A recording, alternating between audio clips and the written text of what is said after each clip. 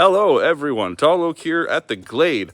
Now, I want to talk to you about railroad spikes.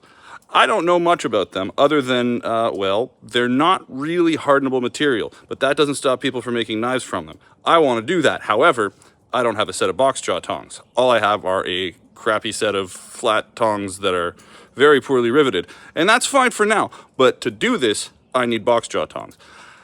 I'm going to show you in my incredibly amateur setup how I'm going to do that. And by amateur, I really do mean as amateur as you can possibly get. Here's my forging setup. Yes, this is absolutely, well, the most basic, a brake rotor. And if you're wondering, what's his blower? Yeah, it's a little tiny Amazon USB fan. Yeah, it's running off of these little power banks. I got two of them and they basically alternate. They're good for a few hours work at least, and I've got three of them. This is that crappy set of very poorly riveted tongs that I was telling you about. You can see that. That's just really nice. Yes, that's a smoker. Yes, that's my kids' toys. That's fine.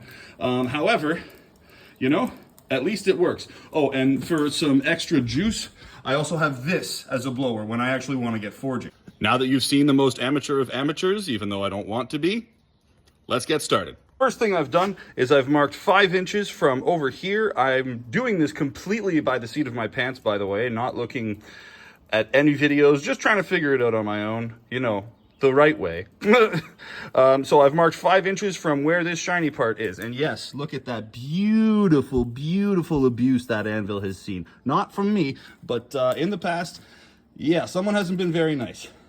All right, heat 1, let's go.